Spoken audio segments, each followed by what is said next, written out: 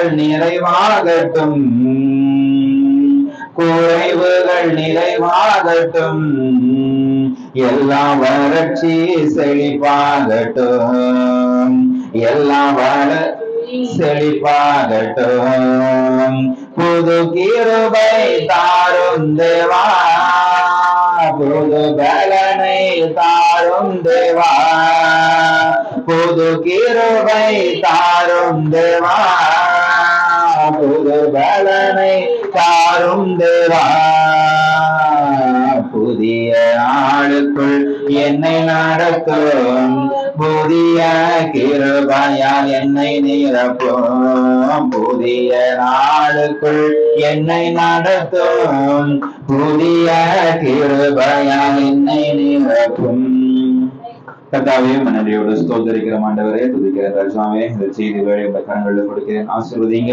கொடுத்திருக்கிற வார்த்தைக்காக மக்கள் நன்றி ஆண்டவரே. வந்திருக்கிற ஒவ்வொருவருக்கும் இந்த வார்த்தை பிரயோஜனம் உள்ளதாய் மாற இருக்கிற செய்ய வேண்டுமா சொல்லிக்கிறேன். அதிசயம் செய்ய அற்புதமாய் நடத்துங்க. இயேசுவின் மூலம் வேண்டிக் கொள்கிறேன் நல்ல பிதாவே, ஆமென். வாசிக்கலாம் 2 பேதுரு 3வது அதிகாரம் 18வது வசனம். கர்த்தரும் இரட்சகரும் ஆகிய இயேசு கிறிஸ்துவின் கிருபையிலும் அவரை அறிகிற அறிவிலும் வளருங்கள். அவருக்கு இப்பொழுதும் என்றென்றைக்கும் மகிமை உண்டாவதாக. ஆமென். இயேசு கிறிஸ்துவிடைய கிருபையிலும் அவரை அறிகிற அறிவிலும் வளரணும். இயேசு கிறிஸ்துவை அறிகிற அறிவில வளரணும், இன்னொன்னு கிருபையில வளரணும். இந்த 2 விஷயத்தையும் ஒரு ஊழியக்காரன் கிறிஸ்தவர்களுக்கு, ஆண்டவருடைய பிள்ளைகளுக்கு ஒரு ஆலோசனையா சொல்றாரு. என்ன? நீங்க கிருபையிலையும் வளரணும், அவரை அறிகிற அறிவிலும் வளரணும் அப்படின்ட்டு. கிருபை அப்படின்னா என்னது அப்படின்னா, தகுதியே இல்லாதவனுக்கு கொடுக்கப்படுகிற ஒரு ஒரு ஒரு ஸ்லாக்கியம் அப்படின்ட்டு. அப்படின்னா, இப்ப நான் படிச்சே முடிக்கல, எனக்கு ஒரு வேலை கொடுக்குறாங்க அப்படின்னா அதுதான் கிருபை.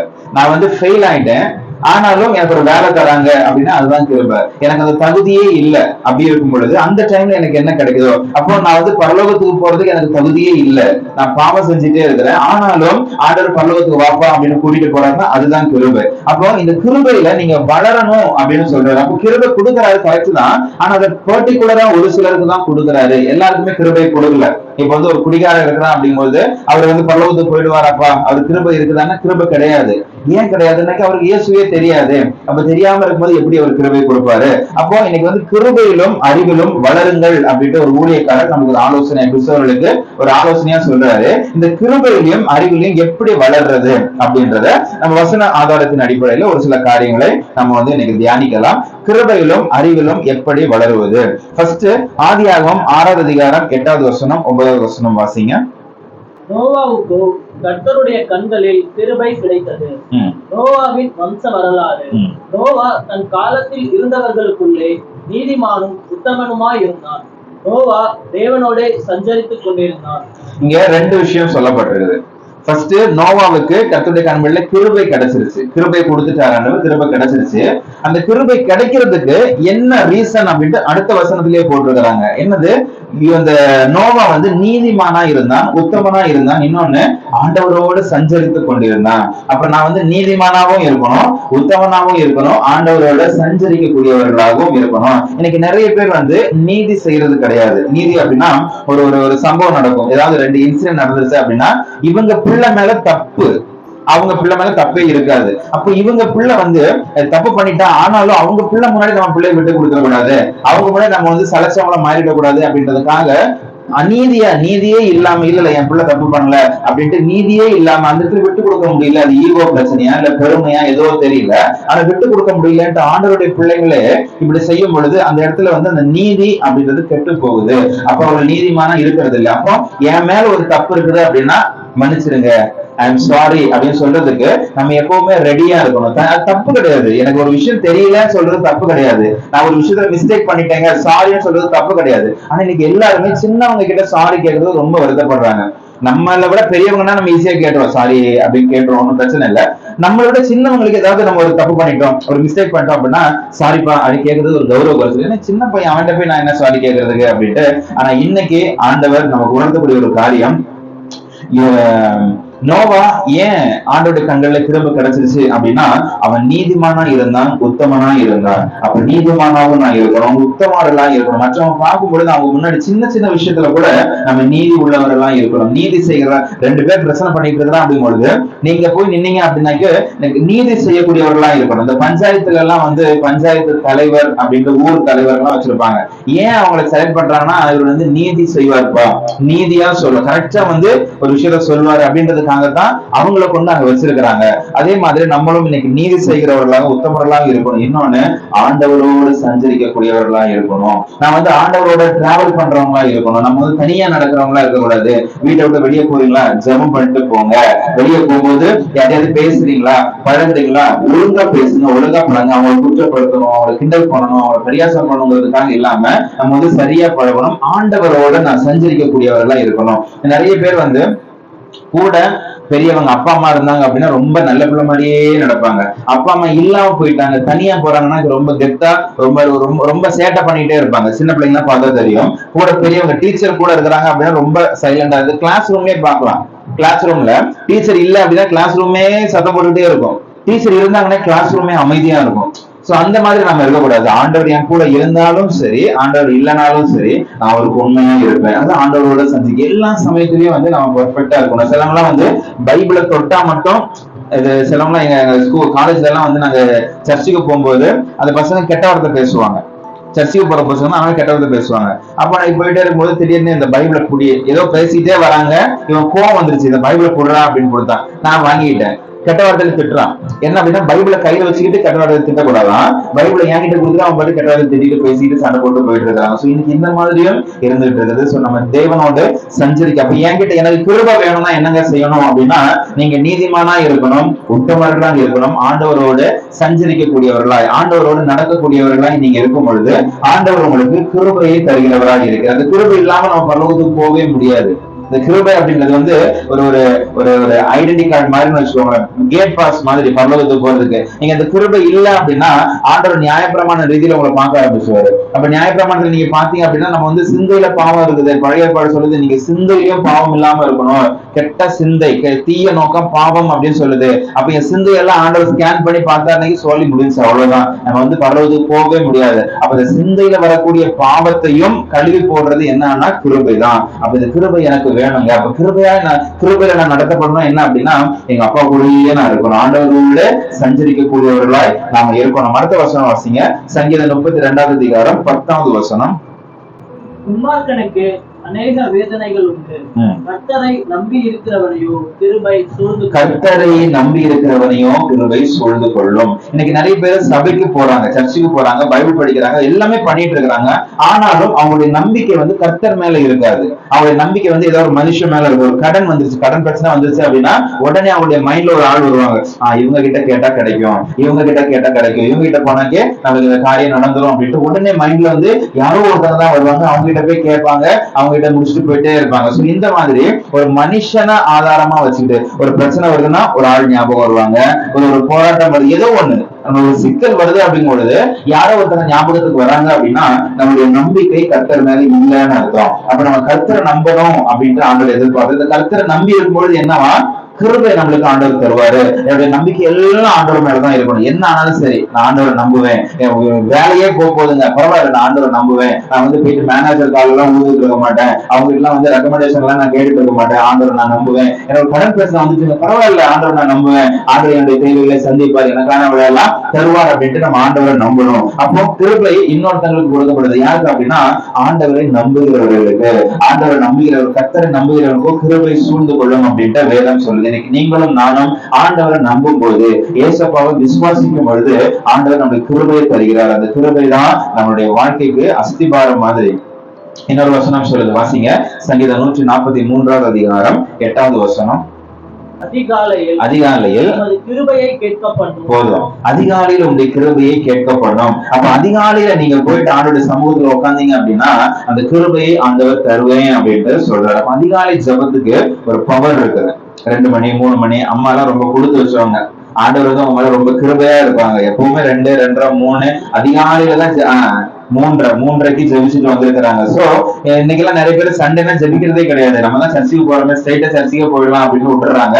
ஆனா இந்த அதிகாலை ஜெபம், அதிகாலை நான் எந்திரிச்சு ஜெபிக்கும் பொழுது ஆண்டவர் நம்மளுக்கு கிருபையை தருகிறார். இந்த கிருபை என்ன பண்ணுது அப்படின்னா, என்கிட்ட இருக்கக்கூடிய ஒரு சில பாவத்தையும் வந்து அப்படியே அழிச்சு போட்டு ஆண்டவர் வந்து என் பிள்ளை அப்படின்னு வச்சுக்கிறாங்க. நிறைய பேர் எல்லாம் பாத்துருக்கீங்களா, அந்த பிள்ளை மிஸ்டேக் பண்ணும், அது படிக்கவே படிக்காது, ஆனாலும் அது என் பிள்ளைன்னு சொந்தம் கொண்டாடுவாங்க. ஏன் அப்படின்னா அவருடைய பிள்ளை, அவ்வளவுதான். என் பிள்ளை படிச்சாதான் என் பிள்ளை அப்படின்றதெல்லாம் கிடையாது, படிக்கிறனாலும் என் சொல் பேசி கிடைச்சுன்னா போதும் அப்படின்ட்டு. இன்னைக்கு ஆண்டவர் 3 விஷயத்த சொல்றாரு. ஒண்ணு, நீங்க நீதிமானா இருக்கணும், உத்தமனா இருக்கணும், ஆண்டவரோடு நடக்கக்கூடியவர்களா இருக்கணும். அப்படி இருந்தாக்கி ஆண்டவர் உங்களுக்கு கிருபையை தருவார். 2வது, கர்த்தரையே நீங்க நம்பி இருக்கணும். என்ன வேணா ஆயிட்டு போடுங்க, என் வாழ்க்கையே முடிஞ்சு போச்சு, நிறுத்தி போடுமே பரவாயில்ல, ஆனா நீங்க கர்த்தரையே நம்பி இருக்கும் பொழுது ஆண்டவர் அதை செய்வார். அதே மாதிரி அதிகாலையில் ஆண்டவர் தேடணும். இப்ப நாங்க வந்து எங்க ஜெபமே செய்யும் குழுவுல டீமா சேர்ந்து, முன்னாடில 2 பேர் தான் அதிகாலை ஜெபம், 5 மணி ஜெபத்துக்கு 2 பேர் தான் வருவாங்க. இன்னைக்கு வந்து 9 பேர், நேற்று 12 பேர் வந்ததுதான். இன்னைக்கு சர்ச்சுக்கு போறதுனால ஒரு 2-3 பேர் வரல. 9 பேர் இன்னைக்கு காலையில 5 மணிக்கு உட்காந்து ஜெபம் பண்ணிட்டு இருந்தோம். சோ இந்த மாதிரி அதிகாலையில நம்ம தேடும் பொழுது ஆண்டவர் அவரை கண்டடைய முடியும், அவரை வந்து நம்ம பார்த்திடலாம் அப்படின்ட்டு சொல்லப்படுது. அப்ப இந்த அதிகாலை ஜெபம் செய்யும் பொழுது ஆண்டவர் நம்மளுக்கு கிருபையை தருகிறவரா இருக்கிறார். சங்கீதம் 36வது அதிகாரம் 10வது வசனம் சொல்லுது, ஆண்டவரை அறிந்தவர்கள் மேல் அவருடைய கிருபை இருக்கும். நம்ம எல்லாம் ஆண்டவரை அறிந்தவர்கள், நமக்கு எல்லாம் ஆண்டவர் தெரியும். அப்போ நம்ம மேல ஆண்டவர் கிருபையா இருக்கிறார். அப்ப இந்த கிருபையில் நாம வளரணும் அப்படின்னா இந்த விஷயத்த எல்லாம் ஃபாலோ பண்ணுங்க. நீங்க வந்து ஆண்டவரோடு சஞ்சரிக்கக்கூடியவர்களாய், ஆண்டவரோடு இருக்கக்கூடியவர்களாய், உங்களுடைய வாழ்க்கை ஆண்டவரோடு நடக்கக்கூடிய ஒரு வாழ்க்கையாய் மாறட்டும். அப்படி இருக்கும் பொழுது ஆண்டவர் ரொம்ப சந்தோஷப்படுவார். அதே மாதிரி ஆண்டவரை நம்புங்க. அது ஒரு பெரிய கஷ்டமான ஒரு விஷயமே கிடையாது. இதெல்லாம் நம்ம பார்க்கும்பொழுதுதான் பெருசா பூதாகாரமா தெரியுது, என்ன ஆண்டவரே அப்படின்ட்டு. இன்னைக்கெல்லாம் வந்து நிறைய பேருக்கு பிசினஸ் ஓடலாம் அப்படின்னா மார்க்கெட்டிங் பண்ண ஆரம்பிச்சிடுறாங்களே தவிர ஆண்டவர் இன்னைக்கு பெருசா நம்புறது கிடையாது. சோ இன்னைக்கு எல்லா சூழ்நிலையிலும் ஆண்டவர் விசுவாசிக்கும் பொழுது ஆண்டவர் கிருபையை தருவார். அதே மாதிரி அதிகாலையில் நீங்க ஜெபிக்கும் பொழுது, அதிகாலையில் எழுந்து ஆண்டவர் தேடும் பொழுது ஆண்டவர் கிருபையை தருவார். இந்த கிருபை என் வாழ்க்கைக்கு மிக முக்கியமான ஒரு விஷயம். அந்த கிருபை இல்லைன்னா நமக்கு கிடையவே கிடையாது அப்படின்ற மாதிரி. கிருபையை நாம் பெற்றுக்கொள்வதற்கு நம்ம கண்டிப்பா பிரயாசப்பட்டே ஆகணும். இன்னைக்கு நிறைய ஊழியக்காரங்க ஆண்டவர் கிருபையா இருக்கிறாரு, நீங்க இதெல்லாம் செய்யறனாலும் உங்களுக்கு கிருபை கிடைச்சிடும் அப்படின்னு சொல்றாங்க. அப்படி கிடையாது. வசனமே நம்மளுக்கு சொல்லுது, இதெல்லாம் பண்ணீங்க அப்படின்னா உங்ககிட்ட ஆண்டவர் கிருபையா இருப்பார் அப்படின்றனால கிருபையா இருக்கிறது, கிருபையை பெற்றுக்கொள்வதற்கு நீங்க பிரயாசப்படுங்க. அடுத்ததாக அறிவில் வளரணும் அப்படின்ட்டு அந்த வேதம் சொல்லுது. நீங்க கிருபையிலும் வளரணும், அறிவிலும் வளரணும் அப்படின்ட்டு. வாசிங்க நீதிமொழிகள் 1வது அதிகாரம் 7வது வசனம். கர்த்தருக்கு பயப்படுதலே ஞானத்தின் ஆரம்பம், மூடர் ஞானத்தையும் போதகத்தையும். கர்த்தருக்கு பயப்படுறது ஞானத்தின் ஆரம்பம். அங்க பார்த்தோம், கர்த்தரை நம்பி இருந்தா உங்களுக்கு வந்து கிருபை கிடைக்கும் அப்படிட்டீங்க. கர்த்தருக்கு பயந்தால், நீங்க கர்த்தருக்கு பயந்து வாழும் பொழுது, நான் போய் பேசினா ஆண்டவர் வருத்தப்படுவாரே அப்படின்ற ஒரு பயம் நமக்கு இருக்கணும். நம்ம வந்து ஒரு பாவம் செஞ்சா ஆண்டவர் வந்து வருத்தப்படுவாரு, ஒரு பயம் நமக்கு எப்பவுமே இருந்துட்டு இருக்கணும். அந்த பயம் எங்க போகுதோ அங்கதான் துணிகரமான பாவங்கள் ஈஸியா வந்துடும். ஸோ எப்பவுமே நம்ம பயத்தோட, கர்த்தருக்கு பயத்தோட இருக்கணும். அந்த பயத்தோட இருக்கும்போது என்னவா, கர்த்தருக்கு பயப்படுதல் ஞானத்தின் ஆரம்பம், ஸ்டார்டிங் ஸ்டேஜ். ஆண்டவர் எனக்கு ஞானத்தை கொடுக்க போறாரு அப்படின்னா, ஞானம் எனக்கு ஆரம்பம் எங்க ஆகுதுன்னா கர்த்தருக்கு பயப்படும் பொழுதுதான். அப்ப நான் வந்து செய்ய வேண்டிய வேலையை செய்யாம இருக்கும் பொழுது எனக்கு ஒரு பயம் வரணும். அந்த பயம் வந்துச்சுன்னா ஆண்டவர் வந்து எனக்கு ஞானத்தை கொடுத்துருவாரு. எனக்கு ஏதாவது ஆவிக்குரிய வாழ்க்கை எங்கெல்லாம் நான் மிஸ் ஆகணும் அந்த இடத்துல எல்லாம் எனக்கு ஒரு பயம் வரணும். பயம் வந்துச்சுன்னா ஆண்டவர் வந்து எனக்கு கிருபையை தர போறாரு, எனக்கு வந்து ஞானத்தை தருவாரு அப்படின்ற ஒரு கான்பிடன்ட நம்ம பெற்றுக்கொள்ளலாம். கோவிட் டைம்ல எனக்கு ஒரு சகோதரி போன் பண்ணாங்க. போன் பண்ணிட்டு பேசிட்டு இருக்கும்போது, பிரதர் கோவிட் வந்துருச்சா, லாக்டவுன் போடுறாங்க, இன்னும் எத்தனை வருஷம் இருக்க போறோமோ தெரியல, ஒருவேளை கோவிட்லயே போயிட்டோம்னா என்ன பண்றது தெரியல, ஓகே சார் கவலைப்படாது. திடீர்னு அழுதுகிட்டே மெசேஜ் பண்ணாங்க, அழுதுகிட்டே சொன்னாங்க, எனக்கு பயமா இருக்குது பிரதர், நான் வந்து எனக்கு எங்க அம்மாவை பார்க்கணும், அவங்க வந்து வேற ஸ்டேட்ல நர்ஸா வேலை பார்த்துட்டு இருக்காங்க, எனக்கு எங்க அம்மா பார்க்கணும் எங்க அப்பாவை பார்க்கணும் எல்லாம் பெரிய விஷயம் இல்ல, ஆனா நான் பரலோகத்துக்கு போகணும் அப்படின்றது எனக்கு தெரியல, எனக்கு பயமா இருக்குது அப்படின்னாங்க. சோ இந்த ஒரு பயம் எப்பொழுதுமே நமக்கு இருந்துகிட்டே இருக்கும். ஆண்டவர் நம்ம கடைசி நிமிஷத்துல இருக்கிறோம், இப்ப வந்து நான் அதிகாலையில இருந்து ஜெபிக்கிறேன் அப்படின்னாக்க எனக்கு கிருபை கிடைக்காதே அப்படின்னு ஒரு பயம் வேணும். ஒரு பொய் சொல்றேன் அப்படின்னாக்க நான் பொய் சொல்றேனே அப்படின்னு ஒரு பயம் இருக்கணும். எனக்கு வேதம் வாசிக்க வாசிக்கலனாக்கி எனக்கு வேதம் வாசிக்கலையே அப்படின்ற ஒரு பயம் இருக்கணும். நான் ஜெபிக்கலனாக்கி ஐயோ எனக்கு ஜெபிக்க முடியலையே அப்படின்ற ஒரு பயம் எனக்கு இருந்துகிட்டே இருக்கணும். இன்னைக்கு வந்து நிறைய பேர் இந்த பயம் அற்று போனவர்களாய் வாழ்ந்துட்டு இருக்கிறாங்க. அவங்க வந்து ஜெபிக்கலனாலும் பரவாயில்ல, வேதம் வாசிக்கலனாலும் பரவாயில்ல, அதுல என்னங்க இருக்குது அப்படின்னு சொல்லக்கூடியவர்கள் இருக்கிறாங்க. இன்னொன்று இது எல்லாத்துக்கும் ஆல்டர்னேட்டிவா என்ன பண்றாங்கன்னாக்கி ஆண்டவர் தான் கிருபையா இருக்கிறாருல, அவர் பார்த்துக்குவாரு அப்படின்னு சொல்லிட்டு போகக்கூடியவர்களும் இருக்கிறாங்க. பட் எனக்கு வசனம் சொல்லுது, கர்த்தருக்கு பயப்படுதலே ஞானத்தின் ஆரம்பம். நான் கர்த்தருக்கு பயந்தேன் அப்படின்னா தான் ஆண்டவர் எனக்கு ஞானத்தையும் கொடுப்பாரு. நிறைய பேர் வந்து நல்ல ஆண்டவருக்கு பயத்தோட இருப்பாங்க, நல்ல ஞானவான்களாகவும் இருப்பாங்க. சிலவங்க திமிரா சுத்திட்டு இருப்பாங்க, அவங்கள்ட்ட ஞானத்தை வந்து நம்ம பெருசா பார்க்கவே முடியாது. சோ அறிவில் வளரணும் அப்படின்னா முதலாவது ஆண்டவருக்கு நம்ம பயப்படக்கூடியவர்களா இருக்கணும். ஆண்டவர் எனக்கு ஆண்டவர் நான் தேடல அப்படின்னா அப்படின்ற ஒரு பயம் நமக்கு எப்பவுமே இருந்துகிட்டு இருக்கணும். ரெண்டாவது சங்கீதம் 1வது அதிகாரம் 2வது வசனம் வாசிங்க. கர்த்தருடைய வேதத்தில் பிரியமாய் இருந்து இரவும் பகலும் அவருடைய வேதத்தில் தியானமாய் இருக்கிறார் மனுஷன் பாக்கியவான். ரெண்டாவது எப்படி நம்ம அறிவில வளர முடியும் அப்படின்னா ஆண்டவருடைய வேதத்தை தியானிக்கக்கூடியவர்களா இருக்கணும். வாசிக்கக்கூடியவர்கள் அல்ல, தியானிக்கக்கூடியவர்களா இருக்கணும். வசனத்தை வாசிக்கிறதா அப்படின்னாக்க அவருக்கே மகிமையும் வல்லமையும் சகோதரம் உண்டாயிருக்காங்க, வாசிட்டு போயிடுவோம். அவருக்கே மகிமைனா என்னது அப்படின்ட்டு அதை உட்கார்ந்து நம்ம மகிமைனா என்னது அப்படின்ட்டு நம்ம தியானிக்கிறோம் இல்லையா. வல்லமைனா என்னது, சதா காலம்னா என்னது, உட்கார்ந்து தியானிக்கிறோம் இல்லையா, அதுதான் மெடிடேஷன். அப்போ அந்த கர்த்தருடைய வேதத்துல ஞானமாக இருக்கக்கூடியவர்களுக்கு ஞானம் பெருகும், அறிவு பெருகும். அவங்க வந்து அதை பத்தி இன்னும் வந்து நிறைய தெரிஞ்சுக்குவாங்க. அப்போ அந்த அறிவுல வளரணும் அப்படின்ற ஒரு ஊழியக்காரர் நமக்கு ஆலோசனை சொல்றாரு அப்படிங்கும்போது நம்ம அதை ட்ரை பண்ணணும். அப்ப இந்த வேதத்தை தியானிக்கக்கூடியவர்களாய் நாம மாறணும். அடுத்தது நீதிமொழிகள் 19வது அதிகாரம் 20வது வசனம்.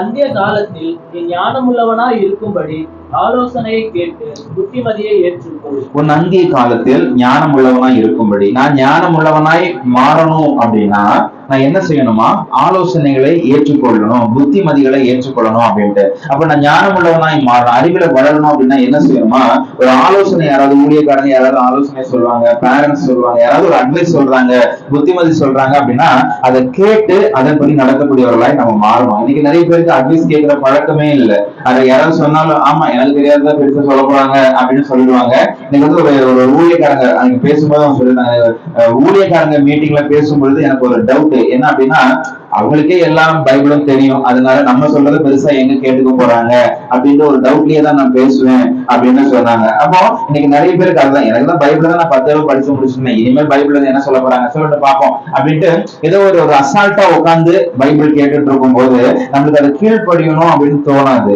அவங்களுக்கு வந்து செவி கொடுக்கணும்னு தோணாது, அவங்க சொல்லக்கூடிய ஆலோசனை நம்ம கேட்டு நடக்கணும் அப்படின்றது நம்மளுக்கு தோணாது. ஆனால் நம்ம என்ன யார் அதை குழந்தை சொன்னா, சின்ன குழந்தை தான், ஆனாலும் அந்த பிள்ளை சொல்லுச்சுன்னா கூட அதை கேட்டு நடக்கக்கூடியவர்களாய் நாம இருக்கணும். நாங்க வந்து தூத்துக்குடி போகும்போது எங்க பையன் அவன் வந்து நான் ஸ்கூட்டி ஓட்டிட்டு போயிட்டு இருக்கிறேன். அப்போ வந்து 2 கையிலுமே பிரேக் இருக்குது, ரைட் இருக்குது லெஃப்ட் இருக்குது.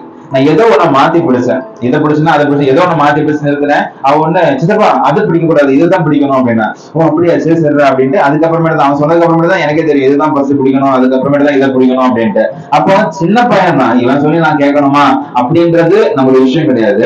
ஒரு நல்ல விஷயம் யாரு சொன்னாலும் அதை நம்ம கேட்கணும். அப்ப நம்ம வந்து ஞானம் பெருகணும் அப்படின்னா புத்திமதிகளை நம்ம ஏற்றுக்கொள்கிறவர்களா இருக்கணும், ஆலோசனைகளை ஏற்றுக்கொள்கிறவர்களா இருக்கணும். இந்த ஒவ்வொரு காரியங்களையும் நம்ம அப்படியே பின்பற்றும் பொழுது நம்ம கிருபையிலையும் பெருக முடியும், அறிவிலும் பெருக முடியும். திரும்ப வாசிங்க 2 பேரும் 3வது அதிகாரம் 18வது வசனம்.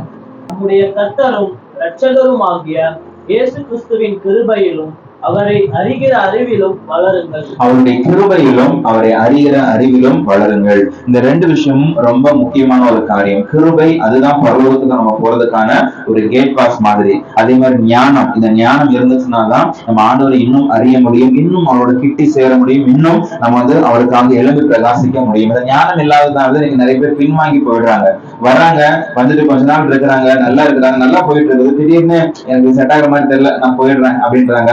திடீர்னு ஒருத்தர் வந்து எனக்கு நினைச்சது எதுவுமே நடக்கல அப்படின்னு திரும்பி போயிடுறாங்க. ஆனா இந்த வேதத்துல அவங்க நிபுணர்களாய் மாறிட்டாங்க, நல்லா தியானிச்சு எல்லாத்தையும் கத்துக்கிட்டாங்கன்னா அதுக்கப்புறமேட்டு இதை விட்டு போகணும்னு தோணாது. ஏன்னா இதுல எல்லாத்துக்குமே சொல்யூஷன் இருக்குது. உங்களுக்கு வந்து நான் 1 வருஷமா வெயிட் பண்ணேன் கிடைக்கல அப்படின்னா 25 வருஷமா வெயிட் பண்ணவர் இருக்கிறாரு. அப்ப அவரை பார்க்கும்போது ஓஹோ அப்ப 25 வருஷம் வரைக்கும் வெயிட் பண்ண வேண்டிய அவசியமா இருக்குமோ அப்படின்றது நம்மளுக்கு அது தோணிடும். எனக்கு கடன் வந்துருச்சுங்க நான் கிளம்புறேன் அப்படின்னு சொல்லும்போது இங்க வந்து ஒரு கடன் வந்து பிள்ளைய தூக்கிட்டு போகும் மாதிரி ஒரு சூழ்நிலை வருது. அப்ப இதை பார்க்கும்போது ஓஹோ அப்ப வந்து இந்த சூழ்நிலையிலயும் ஆண்டவர் நம்மளை காப்பாத்துவாரா அப்படின்றது தெரியும். வியாதியா இருக்கிறாங்க 10 வருஷமா அந்த வியாதியை ரொம்ப கஷ்டப்பட்டு இருக்கிறேன், நான் எவ்வளவு ஜெபிச்சு எனக்கு வியாதி குறையவே இல்லை அப்படின்ற மாதிரி சூழ்நிலை இருக்கும். ஆனால் 38 வருஷமா படுக்க இருந்த ஒருத்தருக்கு குணமாகிறத பார்க்கும்போது தெரியுது ஓஹோ அப்ப 38 வருஷமா இருந்தாலும் ஆண்டவரால செய்ய முடியுமா. அப்போ இந்த வேத அறிவு இல்லாததுனாலதான் இன்னைக்கு எனக்கு ஒரு சந்தேகத்தோடய நான் சுத்திட்டு இருக்கிறேன். எனக்கு வேத அறிவு இல்லை. அப்ப இந்த வேதத்தை உட்காந்து நான் தியானிச்சேன் அப்படின்னா வேதத்தை உட்காந்து நான் நல்லா மெடிடேட் பண்ணும்பொழுது நான் எந்த சூழ்நிலையிலும் சரி எவ்வளவு பெரிய ஆள் வந்தாலும் எனக்கு பின்மாற்றத்துக்குள்ள போகணும் அப்படின்ற அவசியமே ஏற்படாது. அப்ப இன்னைக்கு வேத அறிவு அப்படின்றது நமக்கு ரொம்ப ரொம்ப அவசியமான ஒரு காரியம். அதனாலதான் இன்னைக்கு வந்து நிறைய பேர் வந்து நிறைய விதமான குழப்பத்திலேயே இருக்கிறாங்க. நல்லா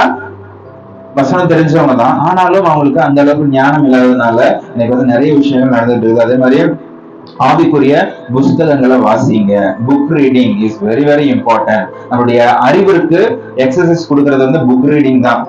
ரீடிங் இல்லாம வாசிக்காம நம்மளுடைய அறிவு வந்து பெருகவே பெருகாது. நீங்க என்னன்னா பண்ணிட்டு போங்க, எப்படி வேணா எக்ஸசைஸ் பண்ணாக்கே நம்மளுடைய மசில்ஸ் வந்து நல்லா டெவலப் ஆகும்.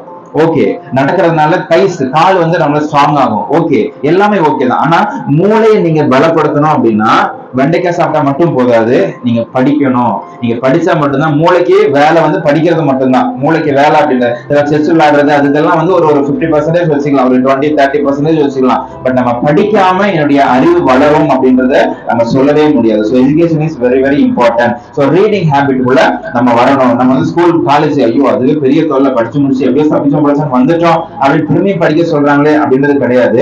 இந்த பிரெயினுக்கு வந்து நிறைய ஃபங்க்ஷன்ஸ் இருக்குது, நிறைய இருக்குது. நீங்க தான் சொல்லியிருந்தேன், பிரெயின்ல வந்து ஆல்பர்ட் ஐன்ஸ்டீன் அப்படின்ற சயின்டிஸ்ட் ஒருத்தர் இருக்கிறாரு. அவர் வந்து ரொம்ப ஞானம் உள்ளவர். அவரே இந்த மூளையில 10% தான் பயன்படுத்தி இருக்கிறாராம். 90% அவ்வளவு ஞானி, அவரே 90% பயன்படுத்தவே இல்லையா. அப்படி இருக்கும்போது நம்ம எல்லாம் வந்து 1% பயன்படுத்தி இருப்போமா அப்படின்றது யோசிக்கிறதே கஷ்டம் தான். அப்போ நம்மளுடைய பிரெயின் வந்து இவ்வளவு மிச்சம் இருக்குது, இவ்வளவு மூளை வந்து நம்ம சும்மா தான் வச்சுட்டு இருக்கிறோம். அப்ப இதை பயன்படுத்தணும் அப்படின்னா நம்ம நிறைய வாசிக்கணும். வாசிக்க இந்த மூளை வந்து ஃபங்க்ஷன் ஆக ஆரம்பிச்சுக்கிட்டே இருக்கும். ஆரம்பிக்கும்போது நம்மளுக்கு நிறைய விஷயங்கள் தெரியும், நிறைய பேசுவோம். ஆண்டவர் நம்ம ஈஸியா பயன்படுத்துறதுக்கு அது ரொம்ப உதவியா இருக்கும். அதனால ஆண்டவரை அறிகிற அறிவிலும் கிருபையிலும் வளருங்கள். கிருபைக்கு நான் 3 விஷயம் சொன்னேன். 1 நீதிமானும் உத்தமனுமா இருக்கணும், ஆண்டவரோட நடக்கணும். 2 கர்த்தரை நம்பணும், கர்த்தரையே நம்பி இருக்கும் பொழுது ஆண்டவர் கிருபை தருவார். 3 அதிகாலையில் அவரை தேடணும். இந்த 3 விஷயத்தை நீங்க செஞ்சீங்க அப்படின்னா கிருபையில நீங்க வளர்வதற்கு முடியும். அதே மாதிரி கர்த்தருக்கு பயந்தா ஆண்டவர் அறிவில வளர்வதற்கு கிருபை செய்வார். வேதத்தை தியானிச்சா, ஆலோசனையை கேட்டா, புஸ்தகங்களை வாசிக்கும் பொழுது 4 விஷயங்களை செஞ்சீங்கன்னா நீங்க வந்து அறிவில் வளர முடியும். கிருபையும் நம்மளுக்கு தேவை, அறிவும் நமக்கு தேவை. இந்த 2 விஷயத்தையுமே நம்ம வந்து தொடர்ந்து பிராக்டிஸ் பண்ணும் பொழுது ஆண்டவர் நம்முடைய வாழ்க்கையில பெரிய அற்புதங்களை செய்வதற்கு வல்லமை உள்ளவராய் இருக்கிறார். அப்படியே கண்களை மூடி நம்ம ஜெபிக்கலாம். இந்த கடைசி வாரத்தை ஆண்டவருக்கு நம்மளுக்கு ஈவாக கொடுத்திருக்கிற இந்த கடைசி வாரம் அப்படின்றது ஒரு விசேஷித்தம், வருஷத்துடைய முடிவு. இந்த முடிவுல வந்து நம்ம ஆண்டவரோடு இணைந்திருப்பதற்கும் வார்த்தைகளை கேட்பதற்கும் தியானிப்பதற்கும் ஆண்டவர் கிருபை செய்திருக்கிற அந்த லாஸ்ட் வாரத்துல கேட்ட இந்த வார்த்தையை மறந்துடாதீங்க. கிருபை நம்மளுக்கு தேவை, அறிவும் நமக்கு தேவை. அந்த தேவையான காரியத்தை பெற்றுக் கொள்றதுக்கும் ரொம்ப சிம்பிள் ப்ரொசீஜர் தான் ஆண்டவர் சொல்லியிருக்கிறாரு. இந்த சிம்பிள் ப்ரொசீஜரை ஃபாலோ பண்ணி இதுல நாம நிபுணர்களாய் மாறிவிடுவோம். கர்த்தர் அதிகமாய் ஆசீர்வதிப்பாராக.